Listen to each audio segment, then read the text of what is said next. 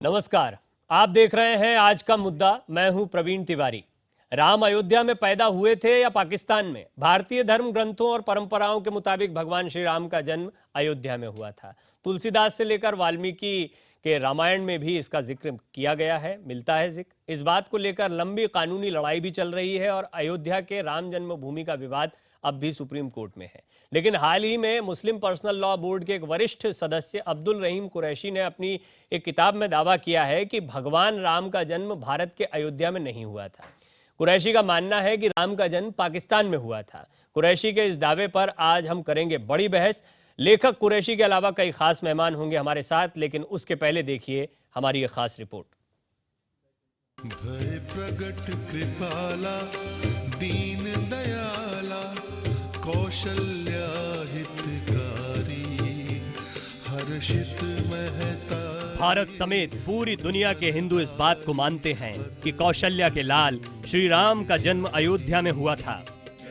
हिंदी समेत अन्य भारतीय भाषाओं में लिखी गई तमाम किताबों में भी इस बात का जिक्र है कि रामलला का जन्म उत्तर प्रदेश के अयोध्या में हुआ था। हिंदू धर्म ग्रंथों और पौराणिक मान्यताओं के मुताबिक भी यही मान्यता है कि श्री राम का जन्म अयोध्या में हुआ था। चाहे वो तुलसीदास हो या फिर वाल्मीकि, सबने रामलला की पैदाइश अयोध्या ही बताई है। अयोध्या में रामलला के जन्म स्थान को लेकर दशकों से जारी कानूनी लड़ाई सुप्रीम कोर्ट में है। राम जन्मभूमि बाबरी मस्जिद विवाद के एक पक्षकार all India Muslim personal law board के वरिष्ठ सदस्य ने अपनी नई किताब फैक्ट्स ऑफ अयोध्या एपिसोड में दावा किया है कि अंग्रेजों ने हिंदुओं और मुसलमानों के बीच विवाद पैदा करने के लिए अयोध्या में राम के जन्म स्थान की बात को हवा दी। उनका दावा है कि भगवान राम का जन्म पाकिस्तान में हुआ था। All India Muslim personal law board के असिस्टेंट जनरल सेक्रेटरी अब्दुल रहीम कुरैशी ने राम के त्रेता युग में पैदा होने पर भी सवाल खड़े किए हैं। श्री रामचंद्र जी का जो खानदान है वो खानदान कहलाता है इक्ष्वाकु, और इक्ष्वाकु को खानदान की हुकूमत रही है वेदों के लिहाज से सप्त सिंधु में। इसमें गंगा का नाम नहीं है, जमुना का नाम नहीं है। सप्त सिंधु सिंध रिवर, पंजाब के 5 रिवर्स और सरस्वती। तो ये पूरा इलाका हुआ पंजाब, हरियाणा, पाकिस्तान, ईस्ट अफगानिस्तान तक। तो यहाँ श्री रामचंद्र जी के खानदान की हुकूमत रही है, और श्री रामचंद्र जी के खानदान ही में राजा हरिश्चंद्र भी गुजरे हैं, और राजा हरिश्चंद्र का भी जो रूल रहा है उसी इलाके रहा है। हमको कहीं ये नहीं मिलता कि उस खानदान में बाद में जो है अपनी सिंध के ईस्ट में गंगा जमुना प्लेन में आया। कुरैशी ने अपनी किताब में दावा किया है कि न तो वेद में न ही पुराण में इस बात का जिक्र मिलता है कि रामलला का जन्म गंगा के दोआब में हुआ था। उनका दावा है कि राम के जन्म के साथ जिस सप्त सिंधु का जिक्र मिलता है वो अयोध्या में नहीं है। लेखक के मुताबिक सप्त सिंधु तो पंजाब और हरियाणा से शुरू होकर पाकिस्तान तक जाता है। उन्होंने हिंदुओं की उस आस्था पर भी सवाल खड़े किए हैं जिनमें माना गया है कि श्री राम का जन्म त्रेता युग में हुआ था।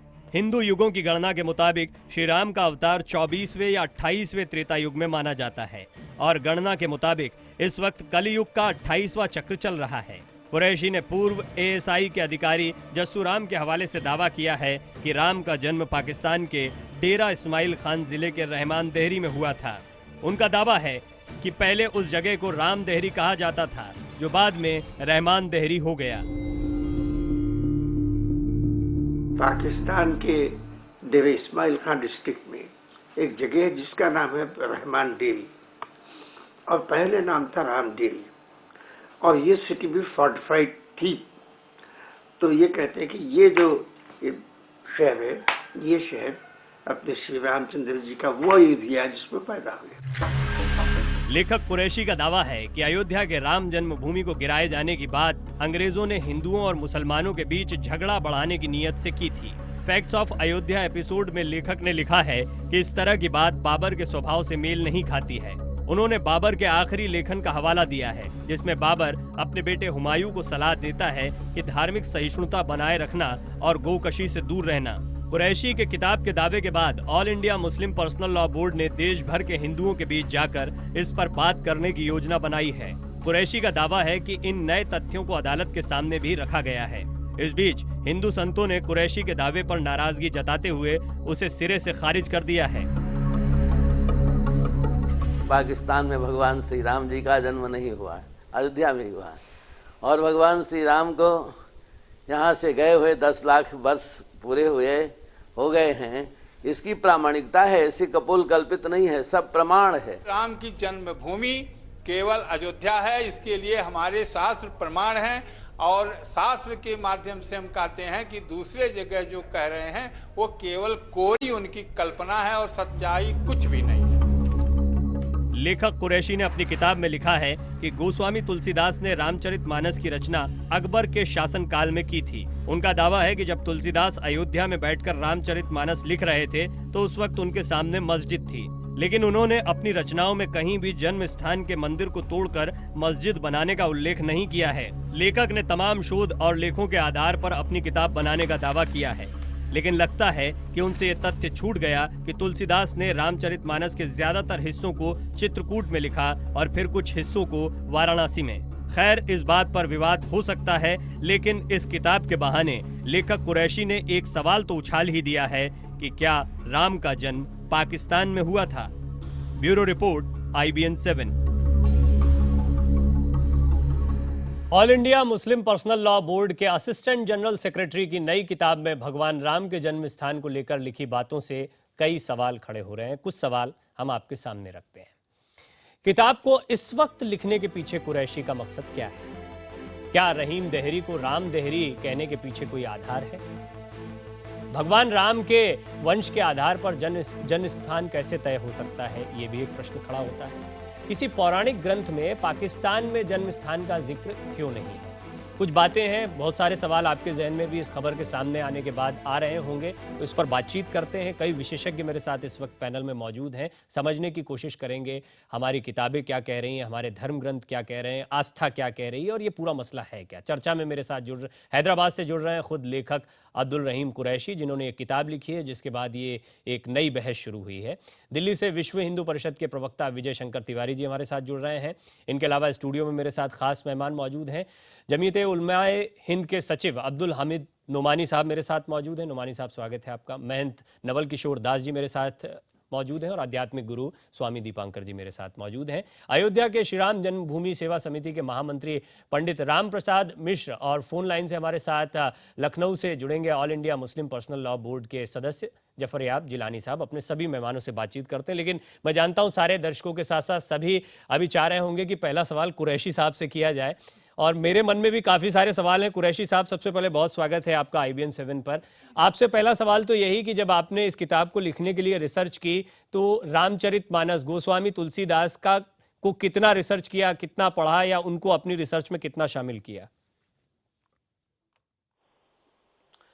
देखिए, गोस्वामी तुलसीदास की जो रामचरितमानस है वो मैंने पढ़ी है, मेरे पास मौजूद है और जाहिर है कि उसको मैंने देखा है और उसमें श्री रामचंद्र जी के बहुत से वाक़यात हैं और यह है कि उनके जन्म के ताल्लुक से जो बात है वो है कि अयोध्या।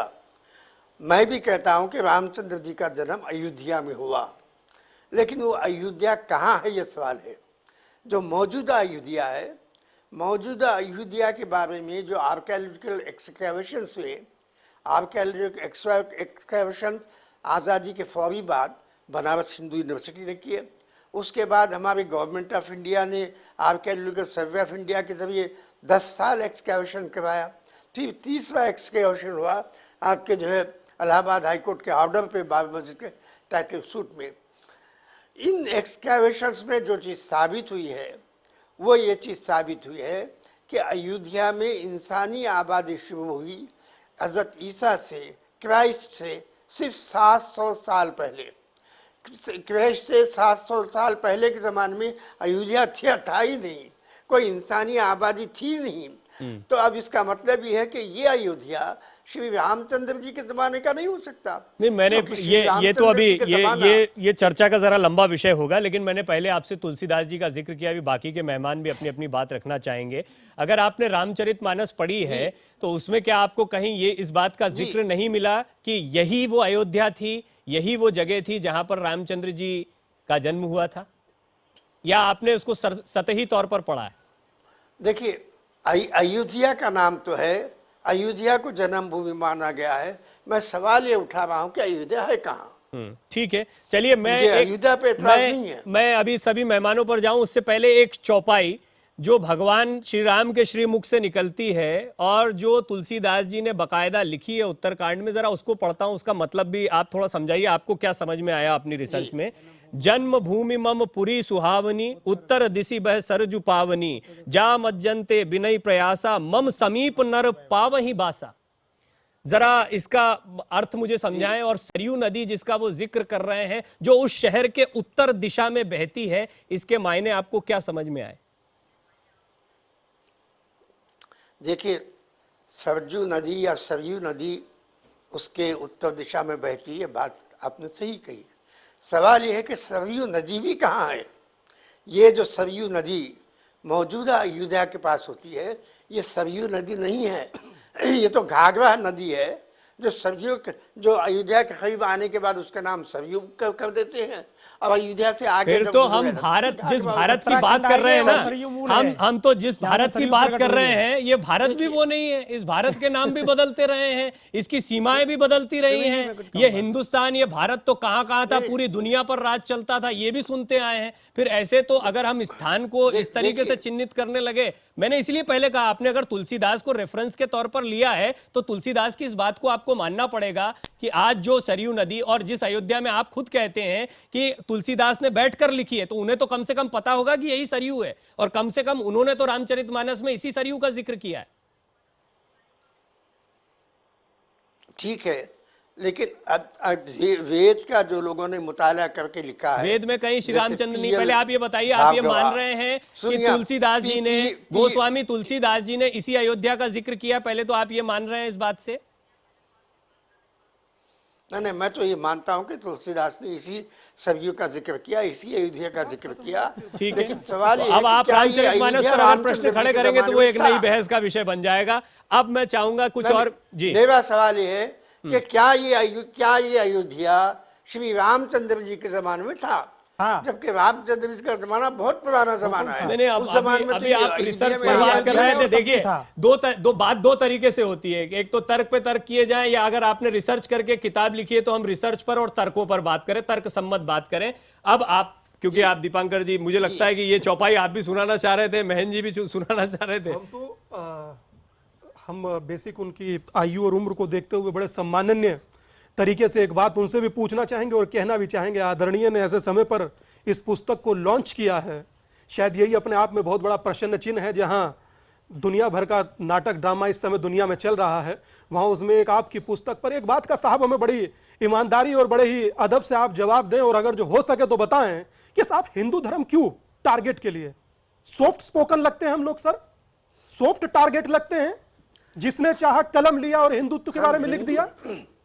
सर, अपने आप में इतना दुखद है। देखिए, मैं ये मानता हूं कि जो आपके राम है, बोल लीजिए। देखिए, हम हिंदू धर्म पर टारगेट हमारा नहीं पूरा कर प्रश्न रहे। सुन लीजिए।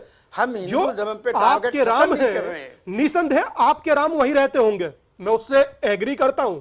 पर जो हमारे राम थे वो कण कण में भी व्याप्त है, पर उनका जो जन्म हुआ वो अयोध्या में हुआ, और उसी अयोध्या को हम मानते हैं जिन पर लाखों लोगों ने बलिदान दे दिया। आप चाहते हैं उसे छोड़कर हम आगे बढ़ जाएं? कुरैशी साहब जी, क्या कहना चाहेंगे? देखिए, ये जो अयोध्या है, नहीं, इस अयोध्या के सिलसिले में एक और बात मैं रखूं।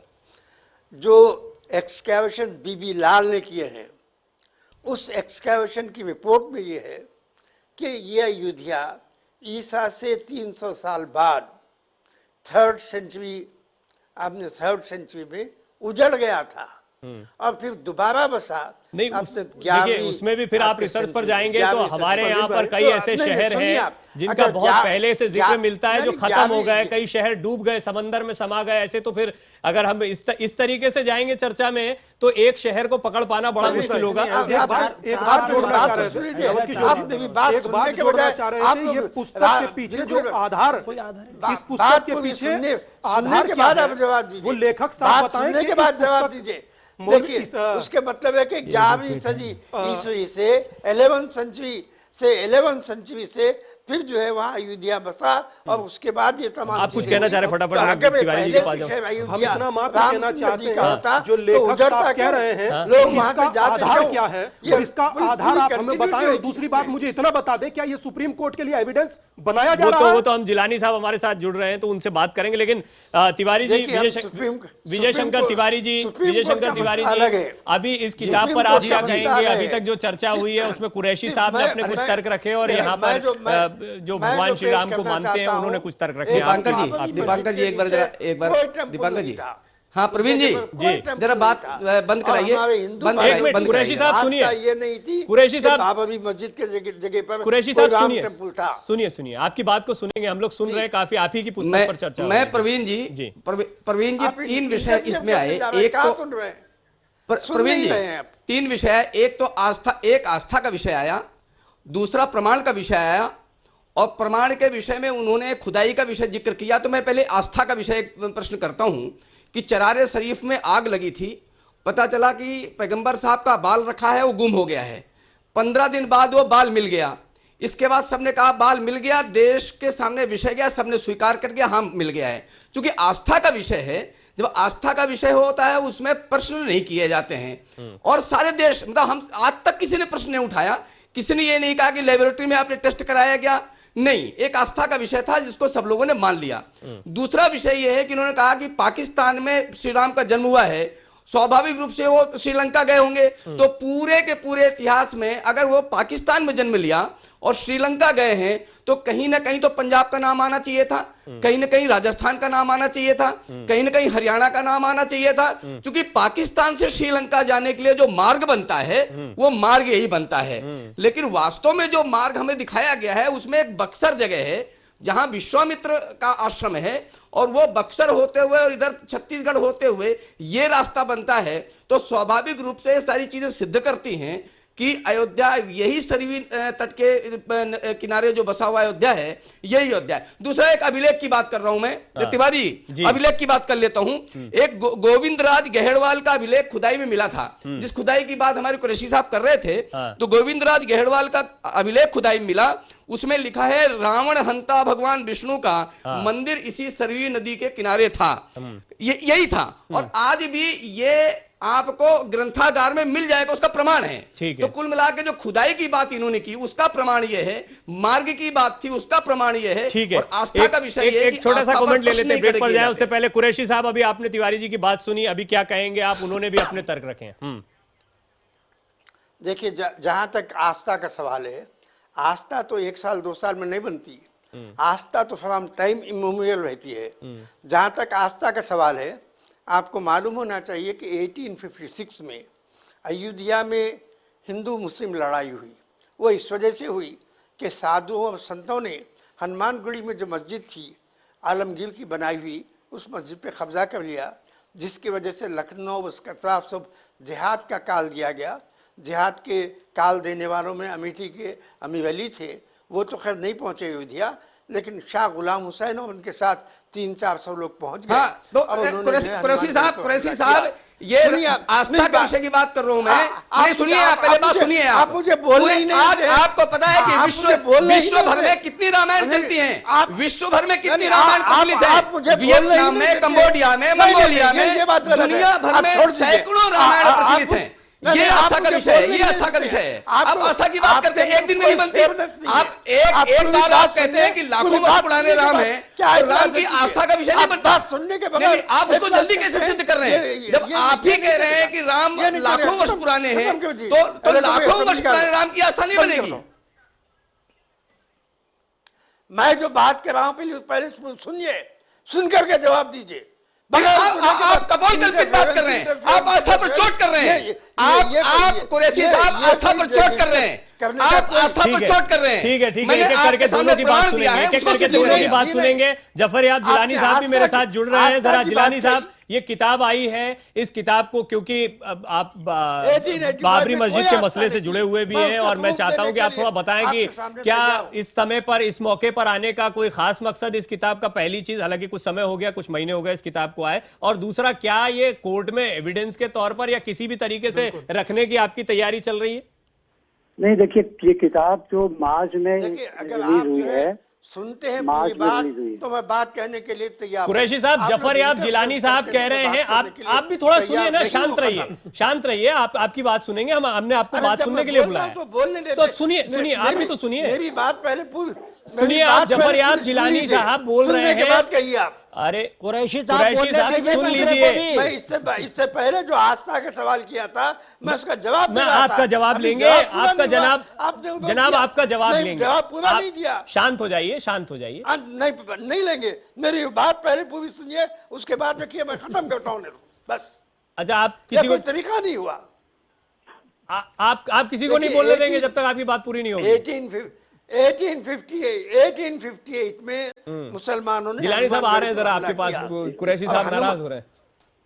हाँ, 1856 में मुसलमानों ने हमला किया हनुमानगढ़ी पर, लेकिन हिंदुओं और साधुओं ने मिलकर के मुसलमानों पर काउंटर अटैक किया।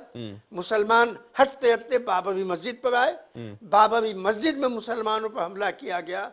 शाह गुलाम हुसैन और उनके साथ 268 जो है मुसलमानों को कत्ल कर दिया गया, और पूरी बाबरी मस्जिद ये अपने आप को लेकर कहाँ की है, ये अटैक हुआ था राम मंदिर पर, राम जन्मभूमि पर, झगड़ा वहीं पर हुआ। अरे प्रश्न तो पूछेगा कुरैशी साहब, आप कुछ भी कहेंगे उसमें कोई प्रश्न नहीं पूछेगा, क्या तथ्य है, आप जो भी कह रहे हैं उसको चुपचाप सुनते रहेंगे। ये एक जन्म स्थान पर हमला हुआ था, ना कुरैशी साहब सुनिए, इंटरफेरेंस वहीं पर युद्ध हुआ था।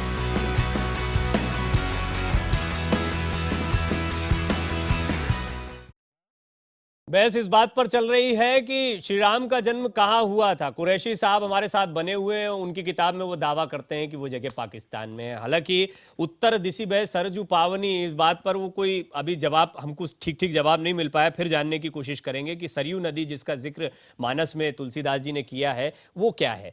और इस बीच जफर याब जिलानी साहब मेरे साथ जुड़ रहे हैं, और मेरे साथ पंडित राम प्रसाद मिश्र जी भी स्टूडियो में मौजूद हैं, जो कि श्री राम जन्मभूमि सेवा समिति के महामंत्री। जरा इन दोनों से मैं इसके कानूनी पहलू, क्योंकि लंबी लड़ाई आप भी लड़ रहे हैं, जिलानी साहब भी दूसरे पक्ष से लड़ रहे हैं। जिलानी साहब, इस किताब को आप कितना महत्वपूर्ण आपके कानूनी मामले के लिहाज से देखते हैं?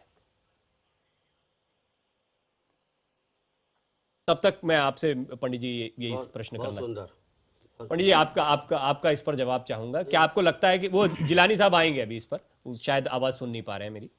जिलानी साहब मुकदमा लड़ रहे हैं, इसलिए उनका जवाब आना बहुत जरूरी है। क्योंकि इसलिए कि हम लोग मुकदमा लड़ रहे हैं, मुकदमे से बाहर कोई बात नहीं कर सकते। अयोध्या वहाँ डिक्लेयर हो चुकी, अयोध्या में राम मंदिर जहाँ पे है, ये देखिए मैं किताब लाया हूँ, इसीलिए जो साक्ष्य हैं वहाँ के, कि इसमें लिखा है कि भगवान राम का जन्म अयोध्या में हुआ, ये उसमें जजमेंट में मेंशन है। तो ये कुरैशी साहब या XYZ किस आधार पे, किस प्रमाण के साथ, कहाँ से, क्या कौन सी चीज बबूल के कांटे की तरह से पैदा कर रहे हैं इस समाज में, और फिर कहते हैं आए सुसड़ा चल रही है और ये माहौल खराब हो रहा है, ये हो रहा है, वो हो रहा है। पाकिस्तान में पैदा हो गए। अब शंकराचार्य जी इसीलिए कह रहे हैं कि साईं बाबा भगाए जा रहे हैं, हनुमान जी लेके जा रहे हैं। ठीक है, आपने कहा ना जिलानी साहब का, जरा वो जुड़ गए मेरे साथ। जिलानी साहब, इस किताब को आप कानूनी लहजे से, और ये जो आपका पूरा मामला चल रहा है कोर्ट में, उसके लिहाज से कितना अहम मानते हैं, कोई अहमियत देते हैं या नहीं? नहीं, देखिए ये किताब जो है वो फैसले के बाद लिखी गई है, और इसमें कुछ तो मुकदमे के बारे में बातें हैं, और कुछ वो रिसर्चेस हैं कि जो पहले आर्कियोलॉजिस्ट वगैरह ने की हैं। हमारे मुकदमे में जब ये इशू इन्वॉल्व था, उसमें ये इसमें से बहुत से कुछ कागजात दाखिल किए गए थे, जिसमें रामचंद्र जी की प्लेस ऑफ बर्थ इस अयोध्या में न होने की बात कही गई थी। लेकिन जब मुकदमे में बहस शुरू हुई और कोर्ट ने हमसे पूछा कि क्या आप इस बात को प्रेस करेंगे, और क्या ये आपके मुकदमे के लिए जरूरी है कि हम ये डिसाइड करें कि ये अयोध्या वो अयोध्या है कि नहीं, तो हम लोगों ने जो मुकदमा कंडक्ट कर रहे थे वकील मुस्लिम साइड से, हमने ये तय किया कि इसमें हमारे लिए ये जरूरी नहीं है, क्योंकि हमारा डिस्प्यूट सिर्फ ये है कि उस प्लेस ऑफ मास पर रामचंद्र जी के जन्मभूमि है या नहीं। अयोध्या में और किसी जगह पर, बहुत सी जगहों पर आस्था लोगों की है, जन्मभूमि मंदिर वगैरह है, तो उससे हमारा कोई डिस्प्यूट नहीं। इसलिए हमने कोर्ट को अपना बयान लिख कर दे दिया कि we do not dispute that this Ayodhya for the purpose of this case, बहुत क्लियर है आपका व्यू, बहुत क्लियर है आपका व्यू इस मसले पे। that we are that this Ayodhya is the same Ayodhya which was। अब इस किताब पर आप क्या कहेंगे जिलानी साहब? आपकी बात बहुत क्लियर है, बढ़िया तरीके से आपने बात रखी। जिलानी साहब, इस किताब पर क्या कहेंगे? इस किताब का मुकदमे से कोई ताल्लुक नहीं होगा। नहीं, इस किताब के बारे में क्या कहेंगे फिर, अगर ऐसी कोई किताब आती है तो? हम तो देखिए, चूंकि हम उस स्टैंड से कमिटेड हैं जो हमने हाई कोर्ट में लिख कर दिया और मामला अभी सुप्रीम कोर्ट में चल रहा है। ऐसा हम तो कोई और कमेंट इस पर नहीं करना चाहेंगे, क्योंकि हमारा स्टैंड कोर्ट में जो है वही रहेगा आउटसाइड। हम लोग अपने स्टेटमेंट से कमिटेड हैं और वो स्टेटमेंट हमारा ये है कि फॉर द पर्पस। लेकिन धार्मिक भावनाओं को ठेस पहुंचाने की बात बहुत से यहाँ पर जो मेहमान हैं जो भगवान श्री राम में आस्था रखते हैं वो कह रहे हैं। देखिए, हम तो कोई भावना को ठेस किसी की ना पहुंचाई है ना आंदा पहुंचाएंगे। मतलब आप ऐसी किसी किताब का समर्थन तो नहीं करते कम से कम ये? देखिए, मैं उसमें बहुत सी बातें ऐसी हैं जो फैक्चुअली सही हैं और हमारे केस के मुताबिक हैं, तो हम ये कैसे कहते हैं समर्थन नहीं करते? बहुत सी बातें हैं लेकिन बहुत सी बातें सही नहीं भी है, ये भी मान रहे हैं ना जब आप ऐसा कहते हैं? देखिए, उस मामले में चूंकि हम केस के बाहर जो रिसर्चर्स हैं वो हमारे यहाँ भी दाखिल थी। अच्छा, ये तो आप थोड़ा कानूनी मसला हो गया, तो पंडित जी आप जरा कानूनी तौर पर ही बात करें, क्योंकि आप दोनों पार्टियां रहे। आप क्या कहेंगे? जिलानी साहब ने अपना रुख स्पष्ट कर दिया। जिलानी साहब हमारे पूर्व बहुत परिचित हैं, हम 40 साल से जुड़े हुए हैं, दोनों लोग मित्र हैं। इसलिए आपने देखा कि उन्होंने बड़ा स्पष्टता इस बात को कह दिया कि अयोध्या वहीं है और राम वहीं पैदा हुए। ये बिल्कुल डिस्प्यूटेड अब नहीं है और मुकदमा वहाँ पेंडिंग है सुप्रीम कोर्ट में। तो मैं भी बहुत सी बातें इनकी अनर्गल बातों पे यहाँ जवाब इसलिए नहीं दूंगा कि मेरी उन चीज़ों को वहाँ मान्यता मानी जाएगी और कोर्ट में अफेक्टेड होगी, परंतु मैं ऐसे लोगों को कंडम करता हूं, बहिष्कृत करता हूं। समाज में उनको रहने का, जीने का अधिकार नहीं है जो ऐसी बातें कर रहे हैं बिना आधार के। हमारे वेद पुराण और जितने जितने जितने धार्मिक ग्रंथ हैं, अब उसको तो बात अलग कर दीजिए। ये मुकदमा चल रहा है उसमें ये बात। बस एक मिनट में, क्योंकि नोमानी साहब अभी तक चर्चा में शामिल नहीं हुए। नोमानी साहब, आप बड़ी देर से गंभीरता से सुन भी रहे हैं आपका पक्ष, क्योंकि आप कुरैशी साहब की किताब भी बाकायदा साथ में लेकर आए थे। तो आप इसको कंडेम करते हैं, इसका समर्थन करते हैं, क्या राय आप रखते हैं? देखिए, कुरैशी साहब ने कई हवाले उसमें दिए हैं, तो वो तो जो लोग जो है उनसे जो है वो सहमत नहीं है उनको जो है उस पर जो है वो लिखना चाहिए। जिस तरह उन्होंने किताब लिखी है, इधर से भी किताब लिखी जानी चाहिए। लेकिन यह है, उन्होंने अयोध्या का जो है इनकार नहीं किया है। और मेरे लिए जो है ये मुद्दा जो है वो सीधा सीधा जो है वो ये है कि सिर्फ ये जो है एक प्रश्न है कि जहां बाबरी मस्जिद थी और उसको जो है वो शहीद कर दिया गया, वहां पे राम का जन्म हुआ था कि नहीं हुआ था? नहीं, वो तो फिर वो तो पंडित जी ने कही बात बड़ा इसमें स्पष्ट कर दूं। मैं मानी साहब की बात को काट रहा हूँ कि भाई राम, भाई बाबरी मस्जिद नाम का जजमेंट में कहीं नाम जिक्र नहीं है और उसमें यह हवाला दे दिया गया। मैं बात को काट रहा हूँ। नहीं, आप बात मत करिए, आप बात मत करिए। जो सुप्रीम कोर्ट में अब है पेंडिंग और जो जजमेंट हो चुका, वहाँ बाबरी मस्जिद नाम की कोई चीज नहीं है जजमेंट। देखिए, मैं जो कहना चाहता हूँ आगे बात जो है वो ये जो है एक मुद्दा बन सकता है, जैसे इस किताब में बन सकता है। बनने को तो हमारे देश में क्या मुद्दा नहीं बन जाता है? वो जो है हमारे देश में क्या मुद्दा नहीं बन सकता, पर मुद्दा बनाना क्यों इसको? ये जो है एक तो ये मुद्दा बनाने की कोशिश, अयोध्या मुद्दा बनाने की कोशिश कर रहे हैं, ये मानते हैं आप? इस हक में नहीं हूँ कि ये अयोध्या जो है वो मैं इसको जो है रिजेक्ट नहीं किया जा सकता। मेरे हिसाब से जो है बड़ी महत्वपूर्ण बात है। ऐसा नहीं है कि मैं जो इस अयोध्या कोर्ट चलेगा उसमें अयोध्या को डिक्लेयर कर चुकी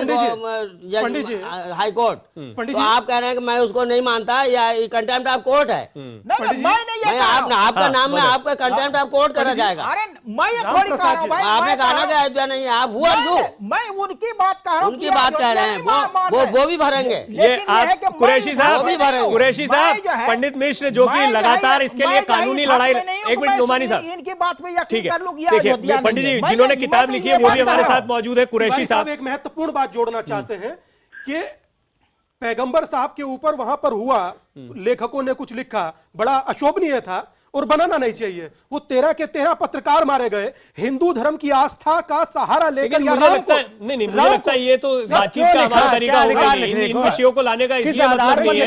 देखिए दीपांकर जी, इसलिए नहीं है क्योंकि हम एक पुस्तक पर बात कर रहे हैं। नहीं, इन लोग उन लोग कुछ नहीं होता ना, के बारे में चिंतन करें ना, लोग कुछ नहीं होता के बारे में लिखे। मिश्रा जी, अलग अलग भगवान व्यक्ति की राय की राय है, ये कोई इन लोगों की राय नहीं है। ये मसला इन लोगों का नहीं है। ठीक है कुरैशी साहब, इस पुस्तक पर बैन लगाना चाहिए। मैं गलत नहीं कहना चाहता, ऐसी पुस्तक नहीं लिखी जा सकती, हिंदू धर्म की आस्था को पैसा कमाने का जरिया आप कैसे बना सकते? बस ये है ना बात, ये आप ये प्रश्न उठा सकते। कुरैशी साहब, आपने किताब को हिट कराने के लिए इस तरह की बातें लिखी हैं, ये सारे, और इस पैनल में ऐसा कोई भी नहीं है जो आपकी किताब का समर्थन कर रहा है, चाहे वो जिलानी साहब हो, पूरी तरह से उन्होंने ना खारिज किया लेकिन ना समर्थन किया। सच्चाई लोगों के सामने आए, और लोग जो किन लोगों के सामने सच्चाई ला रहे हैं? किन लोगों के सामने? नोमानी साहब इसको सच्चाई नहीं मानते, ना आपसे सच्चाई जानना चाहते, अधिकारी नहीं लिखने का इस प्रकार का। मैं आपसे ये कह रहा था कि 1856 में प्रवीण जी हिंदू एक सेकंड बस, तिवारी जी, कुरैशी साहब जवाब दे रहे हैं। हाँ बोलिए कुरैशी साहब, आपने किताब लिखी क्यों? क्या आप चाहते हैं कि डिस्प्यूट हो? क्या आप चाहते हैं इस पर विवाद हो?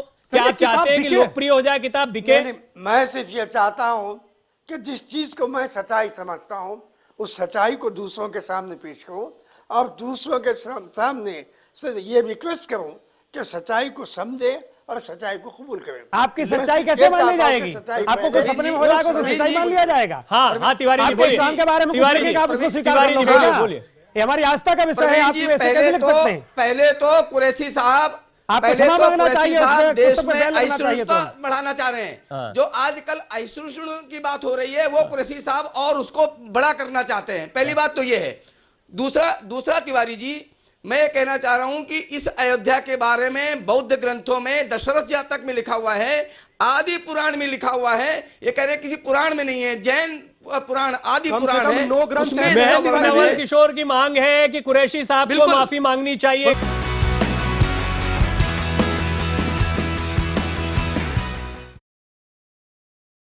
ये बात तो साफ हो गई है कि कोई भी इस पुस्तक का समर्थन इस पैनल पर नहीं कर रहा है और इसकी घोर निंदा की जा रही है। मान नवल किशोर कुछ मांग कर रहे हैं यहाँ पर। ये पुस्तक मनगढ़ंत है।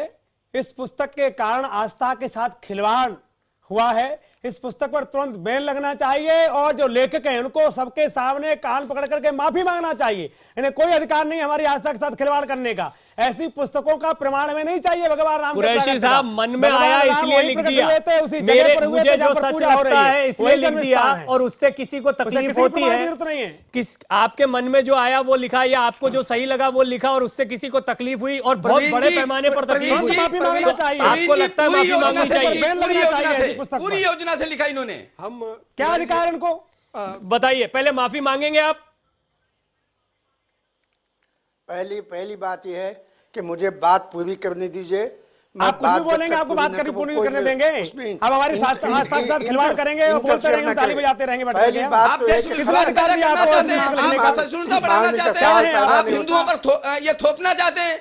आप स्वयं असहिष्णुता बढ़ाते हैं और हिंदुओं पर थोप देते हैं। नहीं है तिवारी जी, जरा सुन लीजिए। सवाल नहीं है, सवाल ये है कि क्या बाबरी मस्जिद की जगह कोई राम टेम्पल था? आप लेखक साहब करो, अगर होता तो मानते हो रामचरितमानस में उसका तस्का होता। भाई लेखक साहब सुन लीजिए, कुरैशी साहब औरों को भी सुनिए। और हिंदू नहीं, तिवारी साहब मैं बोलना चाहता हूँ कि ये कुलकर्णी पार्ट 2 है, जो बॉम्बे में हुआ था ये पार्ट 2 है। और मैं कहना चाहता हूँ सरकार से और तिवारी साहब से कि इस पुस्तक को बैन किया जाना चाहिए। ये पुस्तक हिंदुस्तान की मार्केट में नहीं बिकनी चाहिए और ये मात्र और मात्र मुनाफे के लिए और पुस्तक की प्रसिद्धि के लिए एक बहुसंख्यक समाज की कुठाराघात की है। आप क्या इस पर लेने वाले एक्शन आगे इस किताब पे, क्योंकि इसमें कई फैक्ट्स ऐसे हैं जो आपके इस पर भी प्रश्न चिन्ह खड़े करते हैं, और ये तो कोर्ट का मामला है। कोर्ट का मामला है। बहुत बेहतर तरीके से हमारे जफर याब जिलानी साहब सुन्नी वक्फ बोर्ड के वकील हैं, उन्होंने बैठ के बड़ा स्पष्ट कर दिया कि उन्होंने इस बात को मान लिया। और जजमेंट में ये हो चुका है, ये लोग अब कुछ भी कहें। इसको किताब पे कुछ करेंगे आप आगे कुछ सोच रहे हैं? लिखते रहते हैं। जैसे ये बैन की मांग कर रहे हैं, माफी मांग, ये बैन तो होना चाहिए। जो हमारे भाई और संत लोग इस पर, ये संत लोग अब इस पर। कुरैशी साहब, आपकी बातों से, आपकी किताब से कोई हर्ट हुआ है, तकलीफ हुई है, तो कम से कम आपको लगता है माफी मांगनी चाहिए? नहीं, माफी मांगनी अभी चाहिए। आपके सामने अगर मैं हम बहुत सच्चाई से कहूं, शब्द नहीं तो मैं बोल सच्चाई रहे हैं। पर अड़ा हुआ रहूंगा। और सच्चाई आप पर अड़ा हुआ भगवान के बारे में सच्चाई बोल रहे कहूं, मैं सच्चाई पर अड़ा हुआ हूं। तो आपको किसने अधिकार दिया भगवान राम के बारे में लिखने का कि कहां पैदा हुए थे? सर, ये आप हमको प्रमाण करोगे कि भगवान राम कहां प्रकट हुए थे? लेखक साहब आपके कहने से उपासना करेंगे किशोर जी, हम। हमारे वेद हैं, पुराण हैं, शास्त्र हैं, वाल्मीकि रामायण है, समर्थन नहीं किया और इसे एक प्रचार का मान लेंगे। मात्र और कोई भी सिर्फ कुछ लिख देगा मान लेंगे। प्रसिद्धि के लिए, किताब की प्रसिद्धि के लिए किया है। मुद्दा में फिलहाल इतना ही, लेकिन मुझे लगता है ये मुद्दा आगे भी चलता रहेगा। आज फिलहाल इतना है।